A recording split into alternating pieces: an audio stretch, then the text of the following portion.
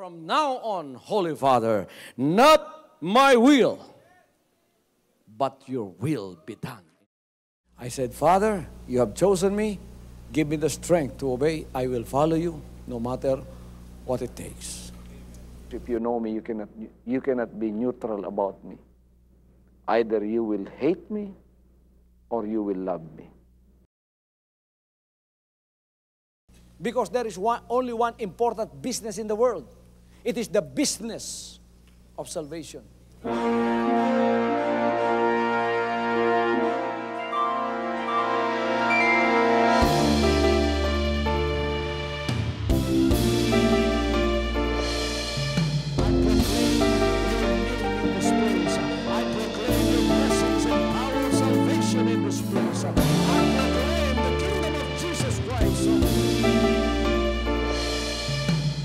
As I am concerned, and as far as the work of God is concerned, we have reached the end.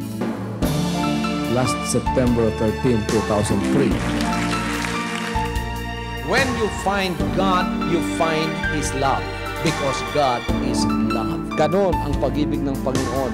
Walang katapusan na yan ay bumabalik-balik sa atin. If you want to receive, you have to give.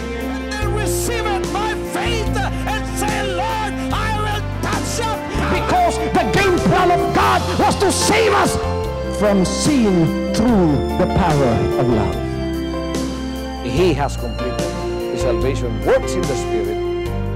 After April 13th, the door is open for everyone to come. The salvation works of the Father is now completed in me. Salvation is here.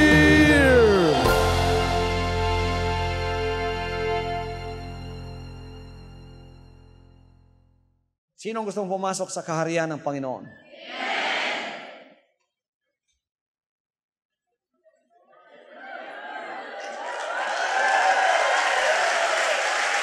Kahit lang sa pagtaas ng kamay nyo, napapagod pa kayo? Gusto nyo pumasok sa kaharian ng langit? Actually, kayong naririto ngayon, sige, baba niyo. Kayong naririto ngayon sa the Kingdom of Jesus Christ sa lupa, actually, ang first part ng rapture nyo, nangyari na. Itong pagka-transfer nyo dito. Itong pagka-transfer nyo dito. Itong pagka-transfer ninyo sa ministry ito. You came from the world. I don't care what denomination and religion you belong before. Those are part of the world. When you came from those outside forces over there, from the world, and you were transferred into this ministry, which is the Kingdom of Jesus Christ. Actually, that transference is already part of the rapture. Na-rapture na kayo sa mga lugar nyo. Dinala kayo dito. Kung itong kaharyang ito na pinagdalhan sa inyo, hindi pinababa dito sa lupa, nandoon sa kalawakan lang, doon na kayo tinransfer. Halimbawa ito, sinabi ng Panginoon, okay, ang kaharian ng langit, ang extension ay Mars ang gagawin natin.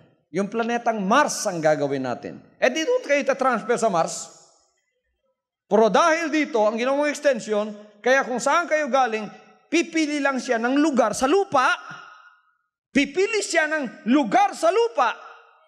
And in our case, it's Davao City. Pipili lang siya ng lugar. Ita-transfer kayo sa lugar na yon.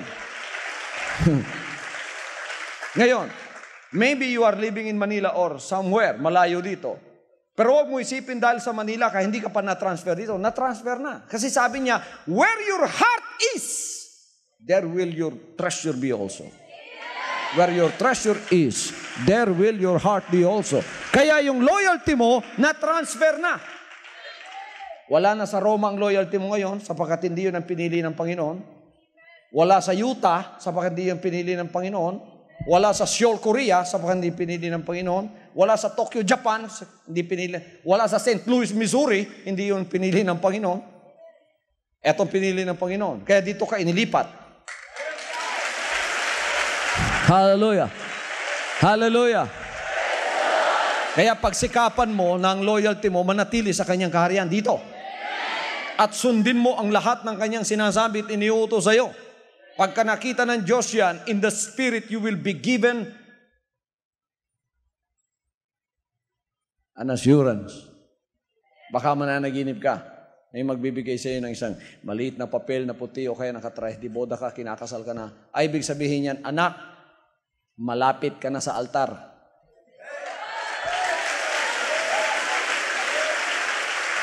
Ang ibig sabihin yan, anak, nalapit nang mangyari ang pinakamasayang bahagi sa buhay mo. Pagka napatotohanan ng Panginoon na talagang pure na, parehas ka na sa puso ni Pastor Kibuloy, my heart is fixed. Hindi na magbabago yan.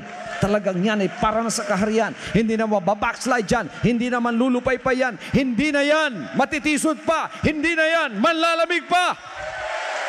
You know what happens then? Seselyuhan ka na ng Panginoon. Pak! It is a spiritual seal over your forehead. Pak! Kasama na kita. Sure na tayo sa ating kaligtasan. Kaya tinutulungan na natin yung iba. Kaya tinutulungan na natin ang iba na bata pa sa kanilang panahon para maging katulad natin. Kaya tayo tagatulong na. Kaya kayo mga BSGL, mapalad kayo talaga. PCM, BSGL. Mabot kayo sa lugar na hallelujah. Ngayon, pagka na-transfer na kayo, actually you are already in heaven. You are already sitting with Him in heavenly places with angels all around you. Kaya sabi ni Paul, there is a mystery that I would like to expound to you. He said, not all of us will die, but all of us will be changed in the twinkling of an eye. Ito, akala nyo, wala pa kayo sa mga kalangitan ngayon. Ang ating takbo sa Espiritu. We walk by faith, we run by faith. Ang ating naabot sa ministering ito ngayon, wala na sa lupa ito ngayon. Kung susundin mo ang takbo at lipad ng ating espiritu sa naabot ng ministering ito, sa mga kapahayagan ng Diyos, wala na tayo sa lupa. Nasa langit na tayo. So in fact, ang ating espiritu kasama na ng Panginoon. Dito natitira yung ating mga katawang lupa na lang. Na nililinis, binabago. Kaya ang purgatorio natin nandirito. Don't believe in purgatory after death. Purgatory is before death. Anong ibig sabihin ng purgatory? Purga, pupurgahin ka. Lilinisin ka sa lahat ng bulati mo. Kailan ang paglilinis? Ngayon. Anong tagapaglinis? Word of God. Sabi ni Jesus Christ, you are cleansed through the words that I have spoken unto you. You are cleansed through the words of God I have spoken. Dito walang puknat yung pangangaral ng salita ninyo. Di ba nakapaglilinis sa atin yun? Hindi pa nga tayo magkakilala. Alam na ninyo kung paano i-praise ang Panginoon. Kasi palagi pala kayo nanonood sa power line. Alam nyo kung bakit binabalik-balik ng Panginoon ng power line ang isang episode, kung minsan binabalik 5 times, 10 times. Na-memorize ninyo, di ba? Pati yung mga batang malilit, memorize nila yung preaching ko. Ngayon, memorize na nila. Healing and miracle time, sabi ng bata. Memorize na niya. Pagka na-memorize mo yan, maglilinis sa isip at puso at kaluluwa mo at sa espiritu mo. Lilinisin ka, hanggang maging fix ang iyong buhay. Hallelujah! So you are transferred from the power of darkness to the kingdom of His dear Son. Na-transfer na kayo. Itong extension na hahanapan ng Panginoon para sa inyo, naririto na sa lupa. So pagka nangyari na yung sinasabi nyo, at the twinkling of an eye, hindi na yung sa katitipan to Bakit ginto na ito? Bakit? Kasi dati nandoon ka na. Everybody says, light travels faster than sound. In the spirit travels faster than the body.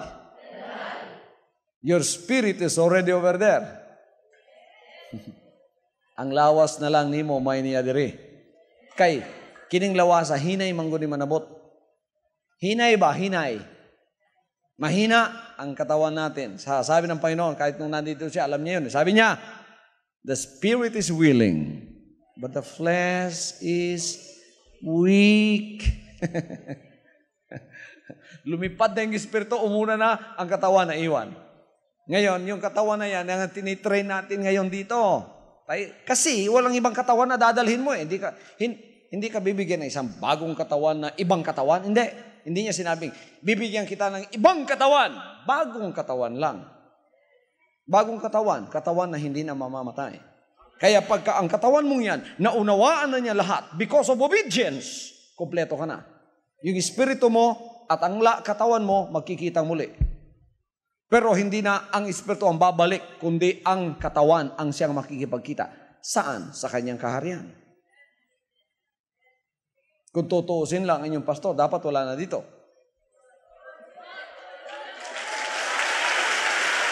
Dapat wala na ako dito ngayon.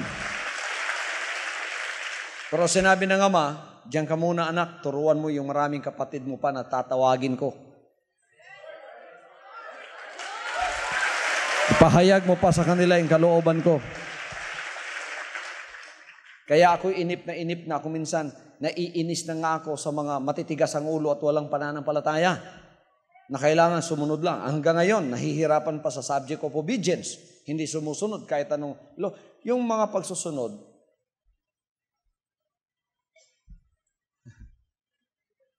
yung lesson ng pagsusunod, kuminsan,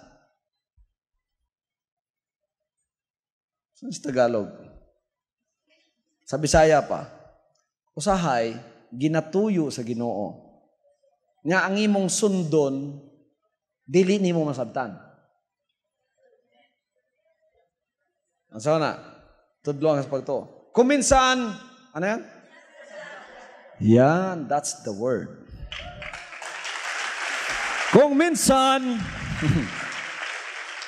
sinasadya ng Diyos na yung ipapasunod sa iyo, hindi na uunawaan ng natural mind mo. Bakit? Sapagkat tinitrain ka niya sa pananampalataya. Ang pagsunod sa pananampalataya, ganito, you don't have to understand what you are obeying.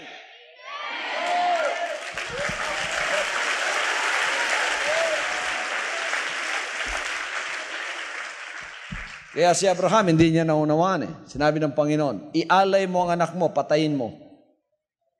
Can you understand that? The natural mind naturally will reject that proposition. The natural mind naturally will say, that's not of God. Hindi sa Diyos yan. Hindi mo naunawaan eh. Hindi nakalinya yun sa pag-iisip mo. Pero because you are walking with God, and when you ask for a fish, the Lord will not give you a stone. Because of that, you know whatever God sends you as a commandment, and when you obey it, you are obeying. In fact, the Lord, hindi ka ilalagay sa masama. Ang katapusan, puro kabutihan. Amen. Kaya kung may inutos sa inyo, hindi ninyo naunawaan, kumukontra yung natural mind nyo, itabi yung natural mind nyo because that's not what God has chosen to save the world. He has chosen His ways. Kaya sabi niya, my ways are different than your ways. As high as the heaven is from the earth, that is how high my ways are from yours. Kaya anong gagawin natin? Mahina yung utak natin sumunod kasi malawak ang Diyos. Kaya huwag mo nang hintayin yung utak mo. Gamitin mo ang pananampalataya mo. When you don't understand, what will you do? Just believe.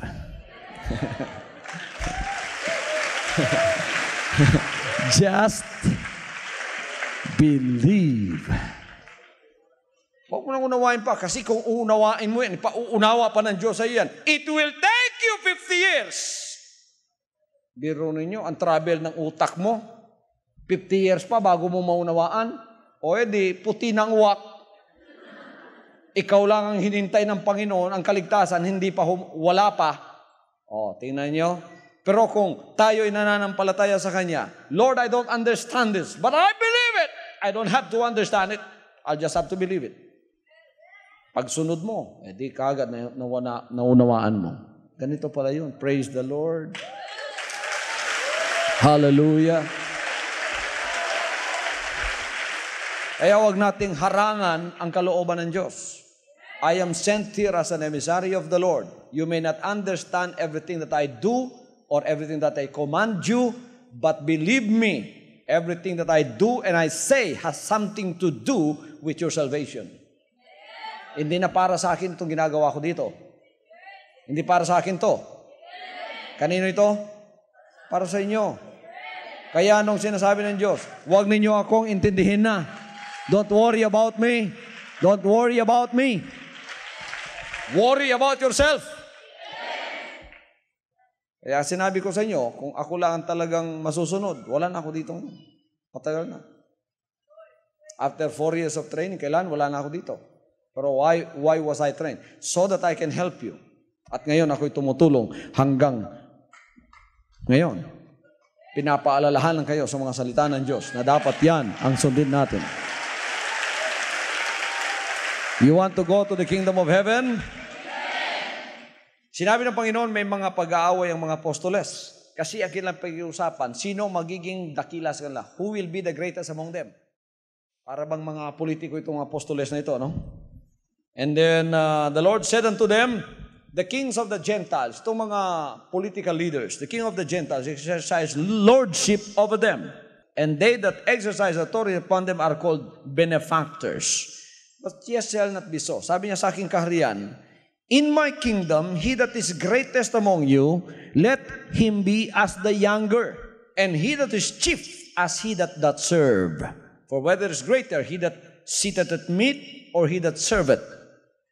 Not he that sitteth at meat, but I am among you as he that serveth.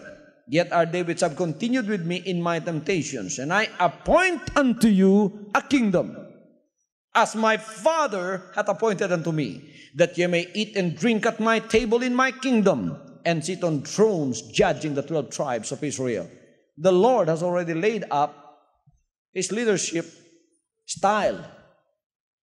He said, in the Gentiles' kingdom, their kings exercise lordship over their subjects, but not in my kingdom. If you want to become great in my kingdom, be the lowest. If you want to become the greatest, be as the young. Di ba sa pamilya natin? Pagka may inutusan tayo, utusan ng tatay ang nanay. Ang nanay utusan yung panganay. Yung pinakapanganay, kung mayroon pang kapatid na nakakabata, yun naman ang utusan niya. Hanggang doon sa bunso. Ang kawawa yung bunso. Kasi wala na siyang mapagutusan. Ngayon, kung yung bunso walang mapagutusan at ayaw niyang sumunod, ang nangyayari yung aso nasisipa pa. Alis ka dyan. Amen. Pero susundin din niya sapagkat wala na siyang iba kasi siya ang pinaka-youngest. In our family, we are 9 brothers and sisters. I happen to be the youngest. Kaya palagi ako ang nauutusan na mangutang doon sa inchik. Nagdadabog man ako, pero hindi ako makatanggi dahil wala man akong ibang mautusan. Yan ang ibig sabihin ng Panginoon dito sa kaharian. Kung sino ang utos-utusan, yan ang pinakadakila.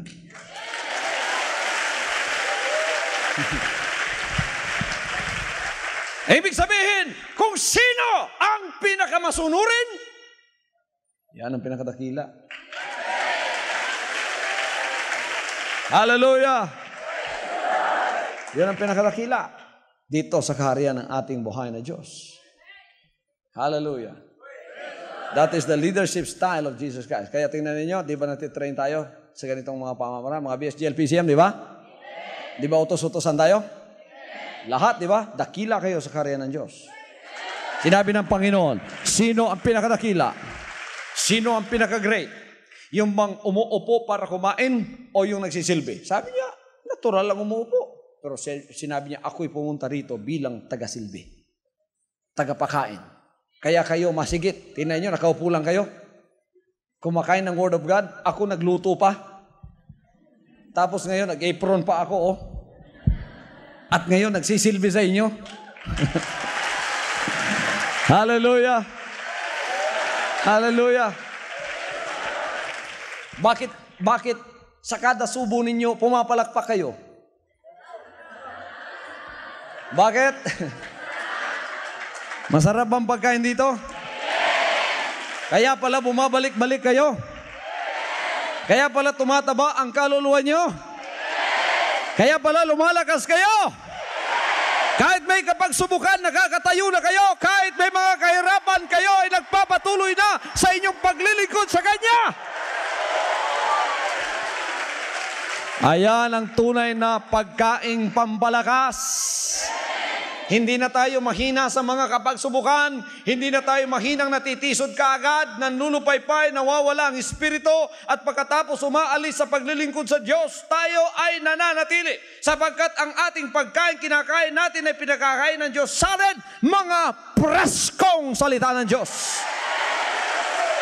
Kaya napakalakas natin sa paglilingkod. You know, the Lord's philosophy is in reverse with the world's philosophy.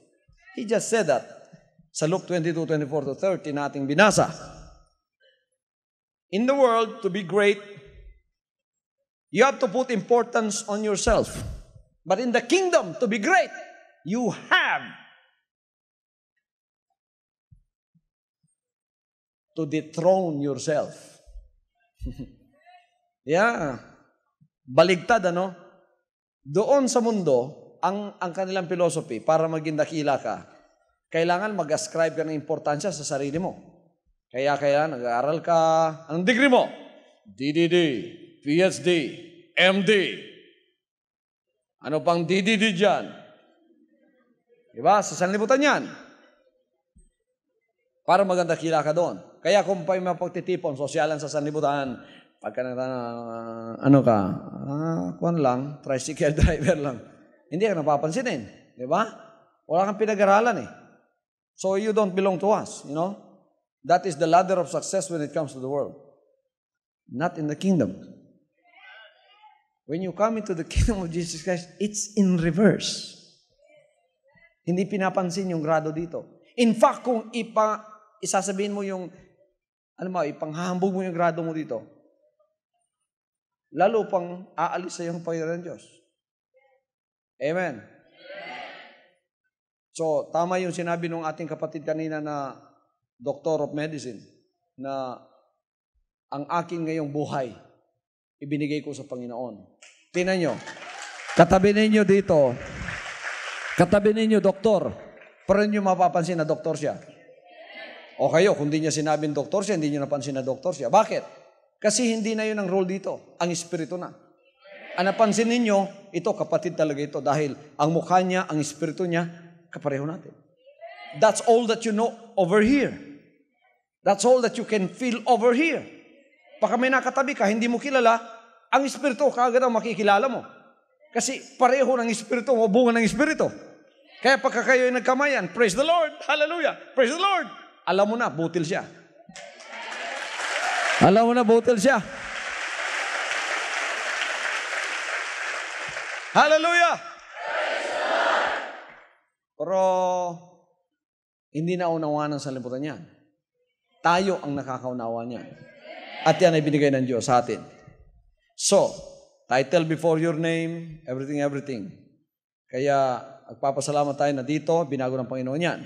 You are great in the eyes of the world according to the attachment of position and title that follows your name.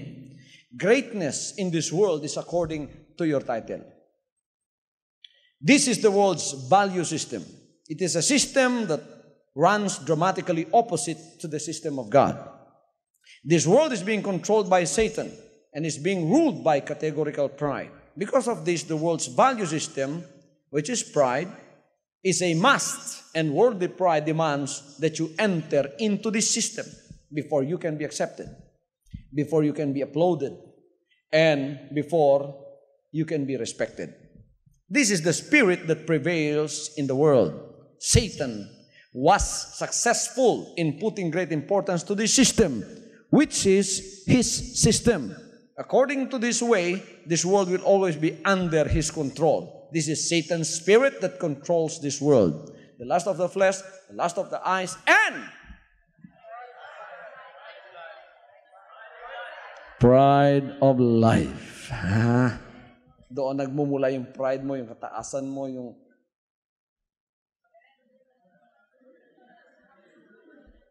That's the world. That's the world. Amen. Sa atin, kikita nyo, scientist na yung katabi nyo, hindi pala nyo alam, scientist pala yun. Amen. Judge pala yung katabi nyo, hindi alam, judge pala yun. Ang ating napapansin dito, kung merong ibang espiritu nito Hindi to taga dito Pero napapansin natin, nagkakaisang espiritu natin, yun, that is what matters in the kingdom of God. Tayong lahat ay nasa kanyang espiritu. Hallelujah. That's why the Apostle John said, love not the world, neither the things that are in the world. If any man love the world, the love of the Father is not in him.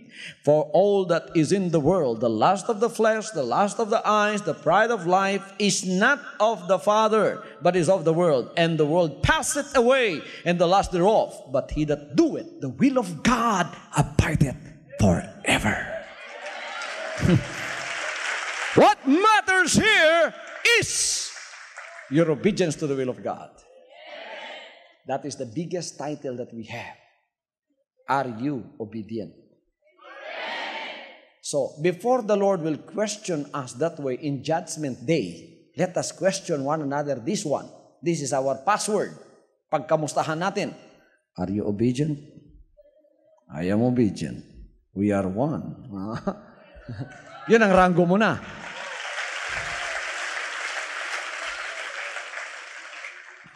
Obedient to the will of God. O T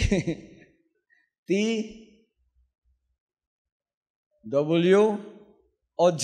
Yan ang title mo. Pagka wala pa sa'yo yan, you're nothing. If you are already obedient ka na,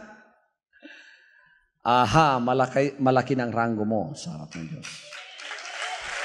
Anong sinabi niya? Okay. Sino dito ang gustong lumaki ang ranggo niya sa langit? Taas nga ang kamay ninyo.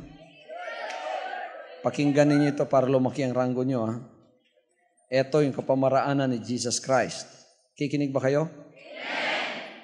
Whosoever therefore shall break one of these least commandments and shall teach men so, he shall be called the least in the kingdom of heaven. But whosoever shall do and teach them, the same shall be called great in the kingdom of heaven. Sino man ang susuway sa pinakamaliit kong utos, tatawaging pinakamalayo, pinakamaliit sa karya ng langit. Ngunit sino man ang sumusunod sa aking mga karya, sa aking mga kautusan, tatawaging pinakamalaki at pinakadakila sa aking karyan. Matthew 5:19 to 20. Matthew 5:19 to 20. You want to be great? Obedience is the word. Wala tayong magsabing, obedience is the word. God's kingdom is another world controlled by His great Spirit. When the Lord prayed, thy kingdom come, thy will be done on earth as it is in heaven, He's actually saying that the value system or will of this kingdom is already in effect in heaven. And He wants this rule to be present in this world also. And it can be done only when there are people who are willing to come out of this world system and accept and submit themselves to the value system, to this kingdom, which is God's kingdom, and He rules there. Ang Panginoon siyang hari ng langit. Siya rin ang hari dito ngayon. Kaya extension niya ito at siya ang nangyayari dito ang kanyang kalooban. At ang value system natin dito, pagsusunod. Since the very beginning, even in the Old Testament times, when a man is introduced, you know how a man is introduced in the Old Testament? He's not introduced by his titles. He's introduced by like this. He's always known by what he do as service. In 1 Kings 3:11, we found out that Elisha was introduced as the one who pours water on Elijah's hand. Pag-introduce kay Elisha, ito successor ng apostle, ng prophet na si Elijah. Elisha, hindi sinabing, Elisha, Tapos ang title ng pangalan niya, hindi sinabi yon. Anong sinabi? Elisha, ang tagabuhos ng tubig sa kaamay ni Elijah. Meron ninyo? What a title, no? They are always introduced by what they do to the kingdom of God. But what they do as service to the kingdom of God. So when you introduce me what? The spokesman of the Lord. When I introduce you, anong sasabihin ko? Anong sasabihin ko? Anong ginagawa mo para sa karya ng Diyos? Sinabi ko, Judas Iscariot, the destroyer of souls. How will I introduce you?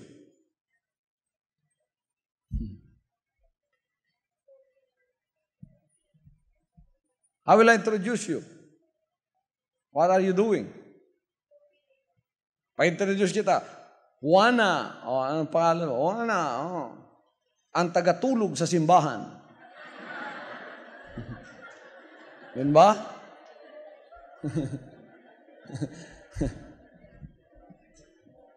Itong mga singers ko introduce, ano sasabihin? Ang taga-awit para sa Panginoon. Pagka in-introduce ka, ano sasabihin? Ang taga-bungkag ug kalag. Introduce ka, sumala sa imong ginabuhat para sa gingharian. Introduce ka kung ano ang ginagawa mo para sa kanyang kaharian. Kung ang ginagawa, introduce ka. Juan de la Cruz, eto, ang tagapagpaluyag mga kalag. Unsa man ang gusto nimong introduction para sa imuha? Unsa ang imong ginabuhat? Kamo daw, introduce daw ko ninyo, Aha! Daghano? So our title is according to our service. What we do as service to the kingdom of the Lord. Hallelujah! So the Lord's first outline of greatness in His kingdom is service. Everybody says service.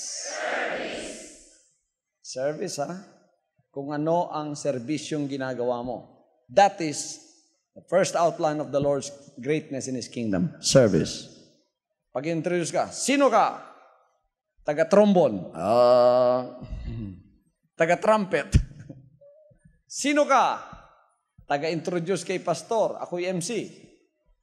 Sino ka? Taga-tukod ug kalag. Counselor. Guwapo. Ganda yan. Sino ka? Tagatulong sa mga crusaders pagka pupunta sila sa lugar namin. Sino ka? BSGL, PCM. Kami, Panginoon, ang kabalikat ng aming pastor. Ganda yan.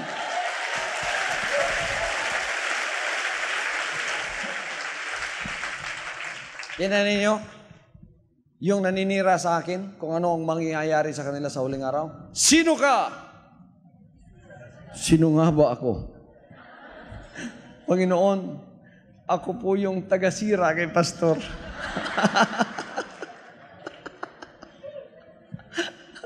Tagadaot day ka, ha? Ano sa may reward sa tagadaot? Ngita ng Ginoong gingharian ba? Nga ba'y reward ang tagadaot? Ingon ang manulunda, Ginoo na sa may rewardan Impyerno. Na reward sa tagadaot.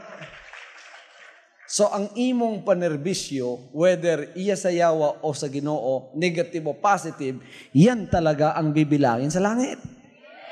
You will be known by what you do as service for Him. So, what are you doing right now? What are you doing right now? For Him, that is what counts. Hallelujah. Kaligtasan ang ating pakay at purpose dito. To become well-known. Yung media ng sanlibutan, nagpapa-well-known ng tao. I don't crave for that. I don't. Because the media of this world can make or break you if you trust in them. I trust in the media. Tapos tataas ka nila. Naku, pupurihin ka. Sa isang iglap, sisirain ka rin. I don't trust that. I trust in the Lord. Basta't maganda lang ang relationship mo kay Lord, sa Ama, okay yan.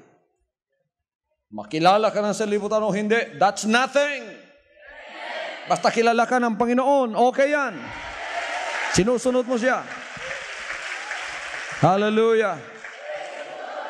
Gusto niyo malaman ang degree ninyo o greatness sa kariyan? Tingnan ninyo kung anong paglilingkod nyo at kung ano ang serbisyo nyo. So you may ask these questions. What am I doing as service for the Lord? The ministries that we are doing for the Lord are not the same in capacity, but they are all geared in winning souls. Kaya itong tagawalis dito, huwag mong sabihin tagawalis ka lang, hindi ka kilala ng Panginoon. Yan ay pareho lang ng capacity noong mga nangangaral. Pero iba-iba lang ang ating mga responsibilidad. Yung tagagupit ng damo dyan, pareho lang kayo sa kategory ng ibang mga ngaral dyan. Pareho lang. Ang sinusukat ng Diyos, yung faithfulness ninyo on how you dispense those services for Him. Why? Because in the kingdom, the Lord said, "For whosoever exalted himself shall be abased, and he that abaseth himself shall be exalted." This is the Lord's philosophy in His kingdom. Amen. Amen. Let the Lord and others make you important, not yourself. Huwag mong bigyan importansya sa sarili mo. Pabayaan mo ang Panginoon magbigay ng importansya sa iyo. Pastor, dili man ako'y nagatag importansya sa akong kaugalingon. Kinsa man, ang akong amahan, ang akong inahan. Pastor, makitan ko sa akong inahan o amahan, murag, idol kay ko, di ba? Mga ginikanan, ayaw, jud ninyong buhatan na. Pinapadako ninyong anak sa inyong mga ulo. Tinood mo yung santo ninyo sa balay. Naray niyo santo ninyo.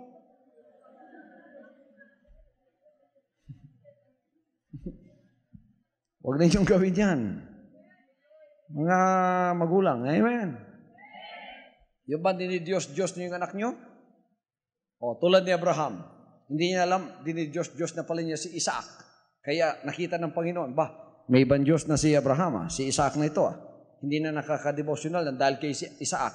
Hindi na nakapag-pray ng dahil kay Isaac. Pagka si Isaac, lumiliwanag yung mata niya. Pagka pinag-uusapan si Isaac, anak ko yan. Excited. Pagka pinag-usapan about the Lord, minsan nalilimutan na ni Abraham about the mercies of the Lord, about God called him. Lumalampas-lampas na lang. Pero when Sarah talks about Isaac, asa mo siya? Ha? Niya? Iingon ang Ginoo, nabalhin ang gugma. Gikan sa kuwa paingon sa iyang anak. Sulayan tani, basig, nitipas ng kasing-kasingan ni. Abraham, patya si Isaac. Oh my God. Saan naman kita mo na? Dito nimbalik na po diyang gugbas Ginoo. Gitimbang niya pagkagabi. Tinood mo. Mahal na ako niya akong anak, pero ang Ginoo mo ginagtawag na ako. Bugat, pero sige na lang. Halad. Pag ingon niya, sige na lang, ihalad na ako. Imbalik na yung gugmas Ginoo. Di na niya dapat pampat yun. Kaya ito, papatud-an na sa Ginoo, nanimbalik na siya. Mga ginikanan, nimbalik na ba yung gugmas Ginoo? O nagyapon sa iyong anak? Alam mo yun ng mga ginikanan nga, mas may pag ako'y magantos, dili lang ang akong anak.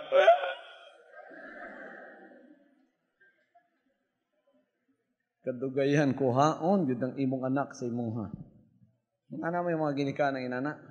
Pag-abot na tos ging harian, individual din Wanay tinawhanong pamilya diri nga, ang akong anak, ako'y manalipod, dili, may kaluwasan, may kalag siya, may kalag pumayog. Kambal ng inyong kalag, nagsumpay mo duha. Tagsa inyong kalag. Ngunang tagsagid ang pagpangatubang. Hallelujah. Another aspect or outline of greatness in God's kingdom is total obedience to His commandments. And everybody say, Amen. He called the obedient wise, and He called the disobedient foolish sa kingdom na. So dire, maugid na ang atong ranggo, ang pagtuman. This is the criterion for God's greatness in His kingdom. there is no place for disobedience in God's kingdom. And last of the Lord's outline for greatness in His kingdom is being filled with the Holy Spirit. Why? Because the Holy Spirit gives us the fruit of the Spirit. Everybody says fruit of the Spirit. The charismatic group emphasized most of the gifts of the Spirit. Gifts of the Spirit, gifts of prophecy, hala. Kuha lang siyang tubig, magprophesy sa. Nagaygo ng Ginoo, anak, mukuha kag baso. Anak, imutang sa tubo. Patulua, anak, ug imna. Una pa siya mong inom, magprophesy sa. Prophecy, gifts of the Spirit, gifts of tongues. Oh, huna tamagang po, mag-speak in tongues sa ta. Hala, cha. Dungan sila tanan. Nag-emphasize sila anang mga gasa sa Espiritu. Pero wa sila mag-emphasize sa bunga. Mao nang sige prophesy. Ang batasan ngilad pa kang Judas.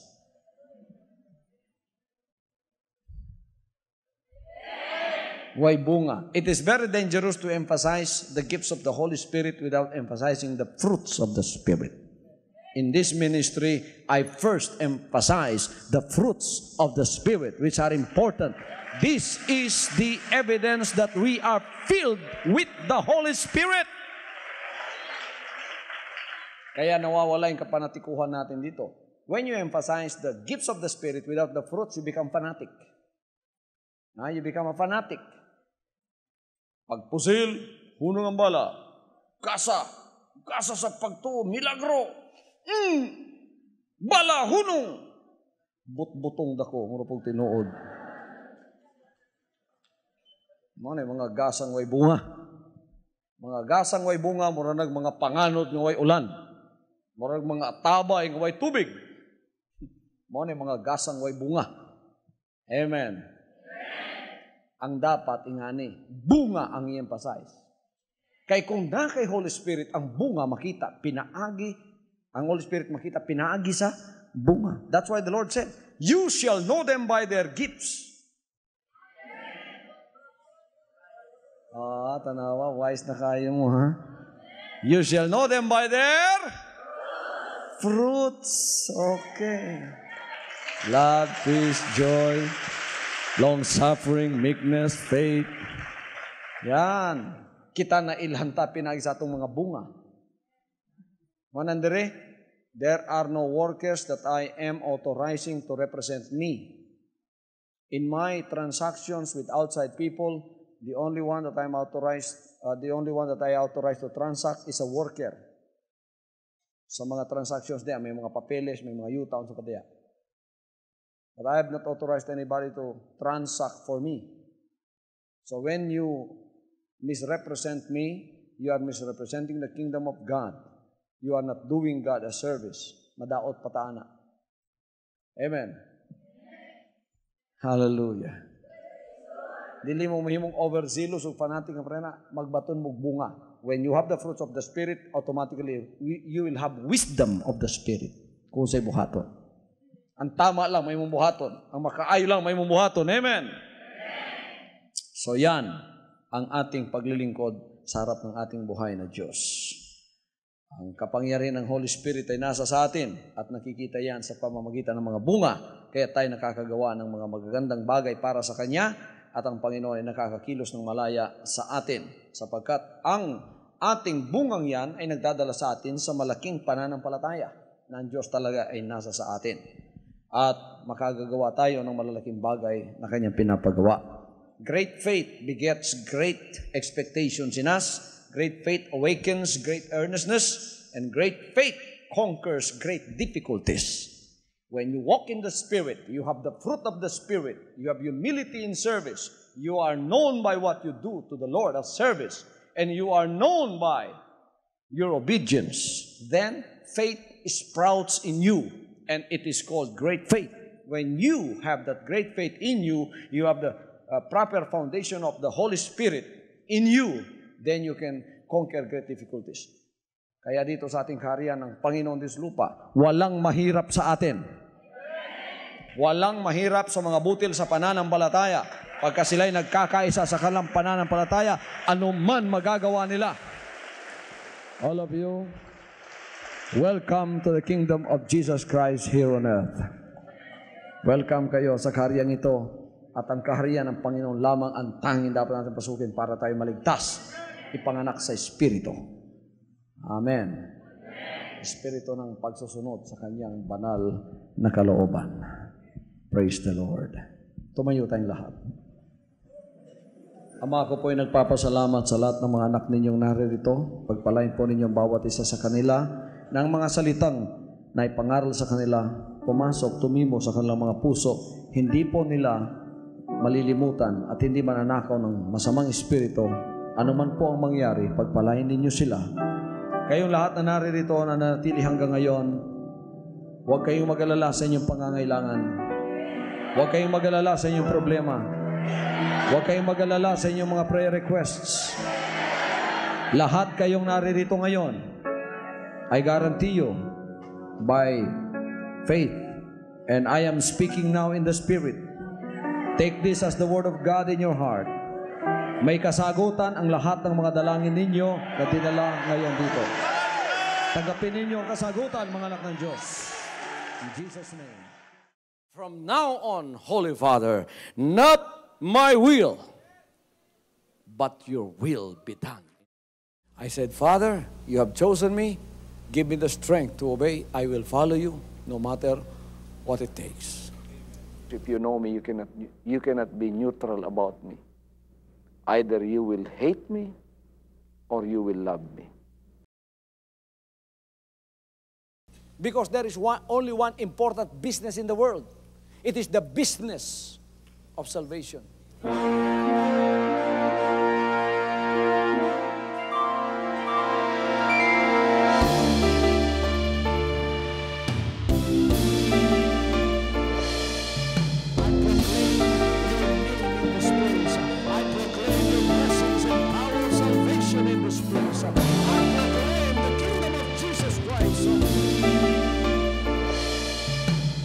As I am concerned, and as far as the work of God is concerned, we have reached the end.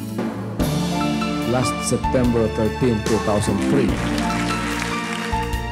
When you find God, you find His love.